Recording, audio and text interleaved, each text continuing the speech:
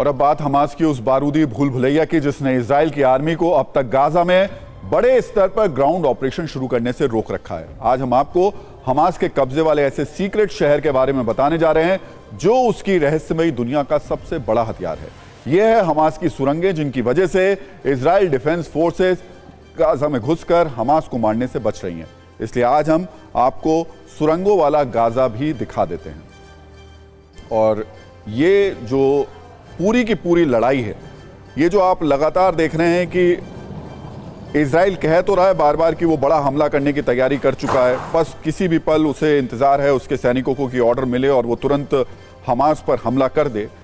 लेकिन एक वजह है जिस वजह की कारण जो इजराइल के सैनिक हैं वो अंदर एंटर नहीं हो पा रहे, और उसके अंदर एंटर ना होने की एक बड़ी वजह सुरंगें हैं जो कि गाजा में बनी हुई हैं। दरअसल गाजा 41 किलोमीटर लंबे और 10 किलोमीटर चौड़े क्षेत्र में फैला हुआ है।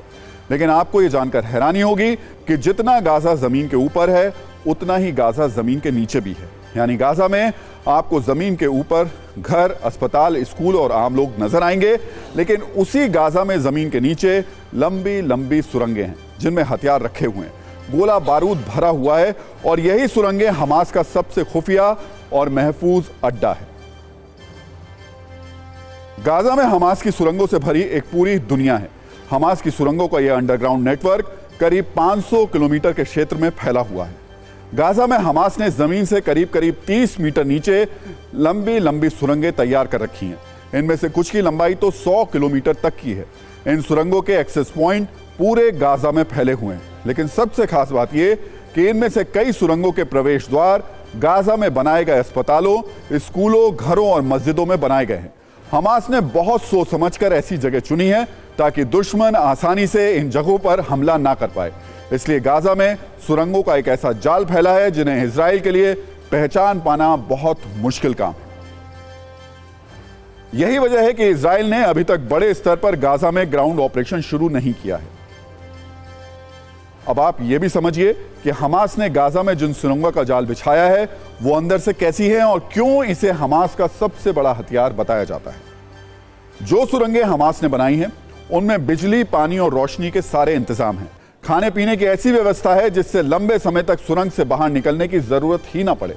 गहराई में होने के बावजूद इन सुरंगों को ऐसे तैयार किया गया है कि कोई भी शख्स इसमें आसानी से खड़े होकर घूम सकता है। यानी आमतौर पर सुरंगों में झुककर या रेंगते हुए जाने की जरूरत होती है, लेकिन हमास की इन सुरंगों में कोई भी आसानी से खड़े खड़े जा सकता है। इन्हीं सुरंगों में हमास ने अपने हथियार और गोला बारूद भी बड़ी मात्रा में छिपाकर रखे हैं, और इनमें से कई सुरंगें ऐसी हैं जिनका इस्तेमाल हमास घुसपैठ के लिए भी करता है।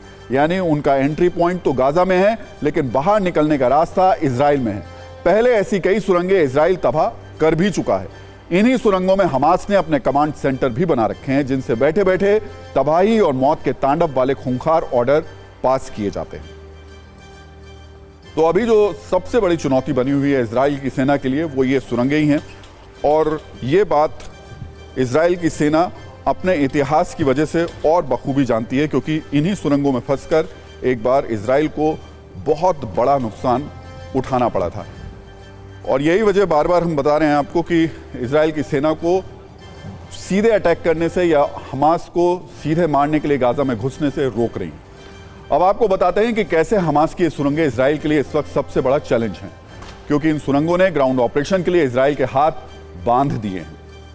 दरअसल हमास की सुरंगों को लेकर इजराइल डिफेंस फोर्सेस का नेटवर्क कमजोर माना जाता है। इजराइल की एजेंसियों और आर्मी को हमास की इन सुरंगों की अभी पूरी और सटीक जानकारी नहीं है। सोचिए उनके पास मोसाद जैसी एजेंसी है फिर भी नहीं है। इस बात का खतरा है कि अगर इजराइल की सेना ग्राउंड ऑपरेशन के लिए गाजा में दाखिल होती है तो हमास इन सुरंगों में ब्लास्ट करके इजराइल को नुकसान पहुंचा सकता है। इसके अलावा हमास के लोग सुरंगों में छिपकर इजराइल की फोर्स पर आसानी से हमला भी कर सकते हैं, क्योंकि हमास की कई सुरंगों के एक्सेस पॉइंट अस्पताल, घरों, स्कूलों और मस्जिदों में है। इसलिए आईडीएफ को सैन्य ऑपरेशन करने में दिक्कत आ सकती है।